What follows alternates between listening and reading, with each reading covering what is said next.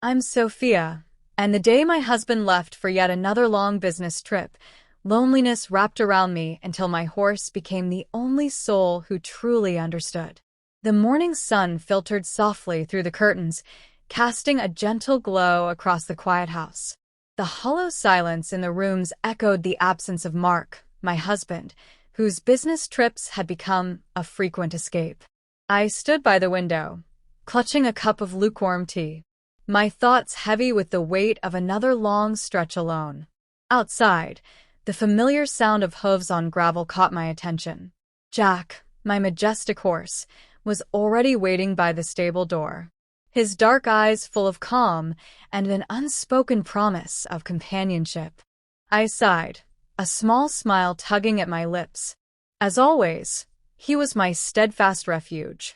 The days ahead stretched endlessly, a vast empty canvas that only Jack and I would fill.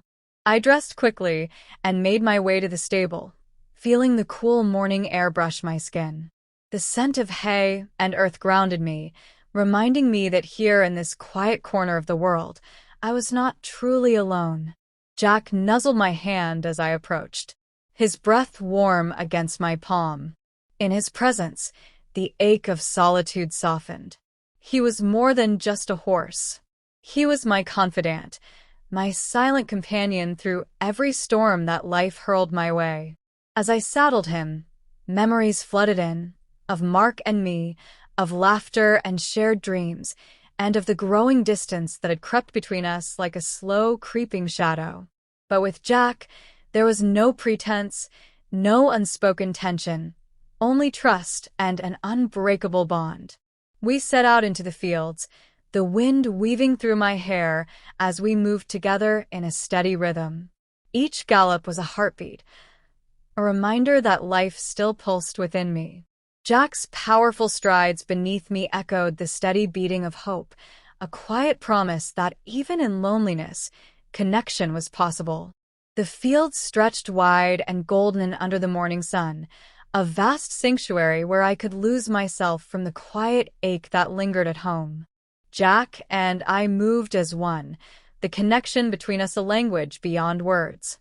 It was strange how a creature so wild and untamed could offer me a kind of peace that no person ever had.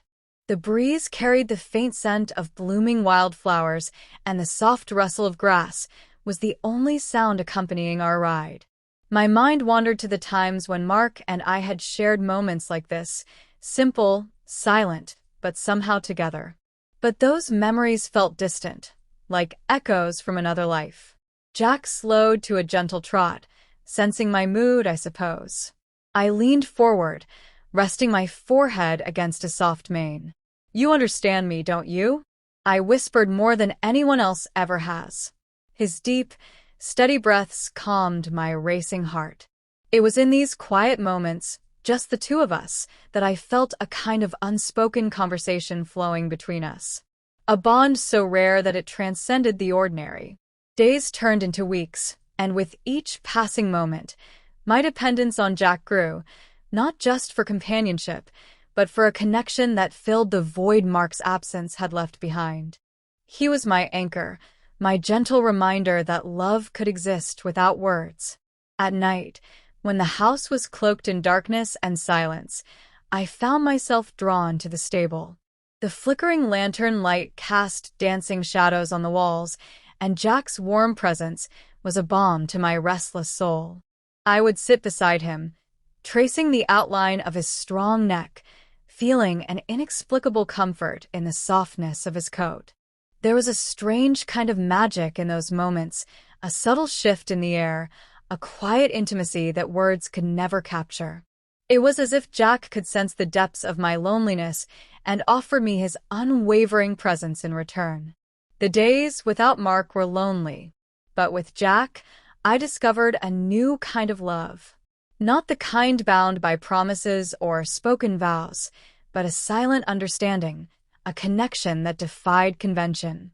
One evening, as the sun dipped low and painted the sky in hues of amber and rose, I found myself whispering secrets I'd never shared aloud.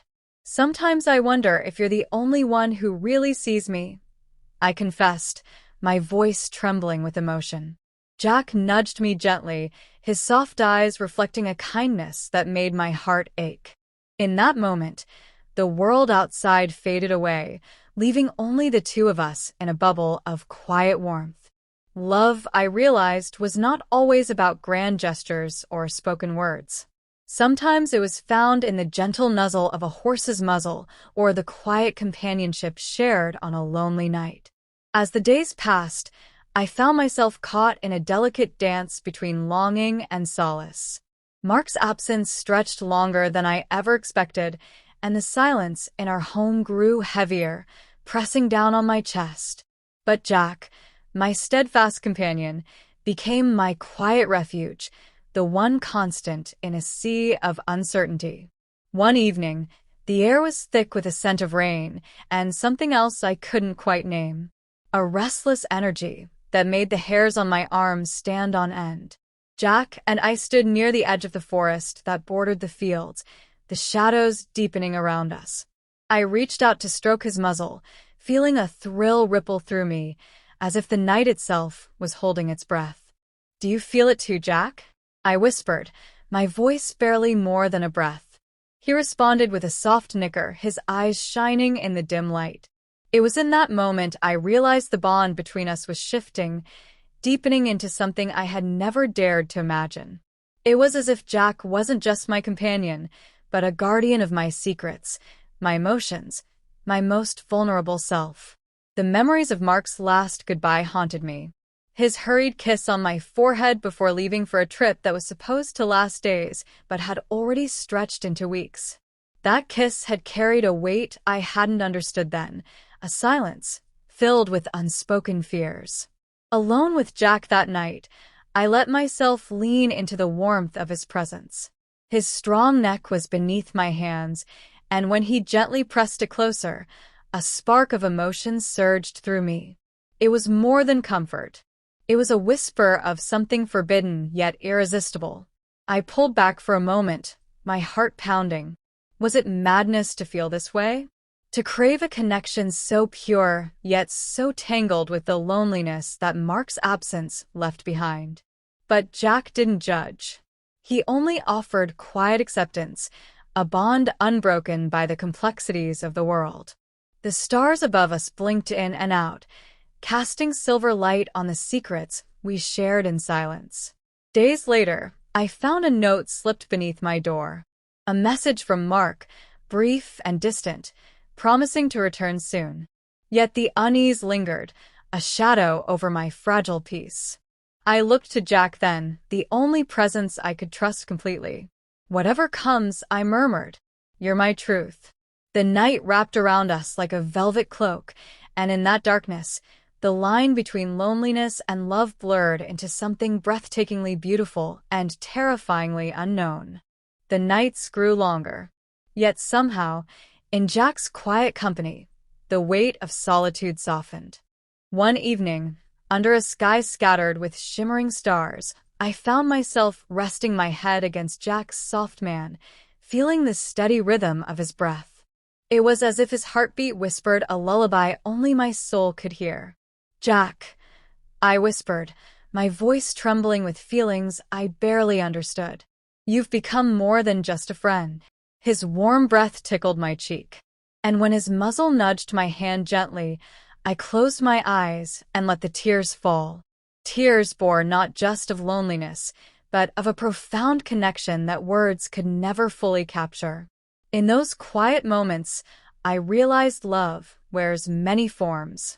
It doesn't always follow the rules we expect. Sometimes it blooms in silence, in the gentle touch of a trusted companion, in the unspoken promise of understanding and unwavering presence. Mark was far away, caught in his own world of deadlines and distance. But here with Jack, there was a different kind of closeness, raw, honest, and healing. I reached out, tracing the lines of his strong neck, feeling the warmth spread through my fingers into my heart. My mind wandered to the times Mark had kissed me goodbye. Rushed, distracted, filled with the unspoken fears that distance always brings. But Jack's presence was steady, unconditional. I felt the stirrings of a new kind of love, one that wasn't defined by convention, but by the depth of feeling and the purity of shared moments. It was as if Jack was offering me a sanctuary, a place where my heart could rest and heal. The night air was cool, but inside me a fire was kindling. Not just of passion, but of hope. Hope that even in the loneliness, love could find a way to bloom. Unexpected and breathtaking. And as I lay beside him, wrapped in the softness of his presence, I whispered a silent promise to myself to embrace this love in all its forms, to cherish every heartbeat, every gentle touch, every moment of connection. Because sometimes love isn't just about two people. Sometimes it's about finding the light in the darkness, even if it comes from the most unexpected.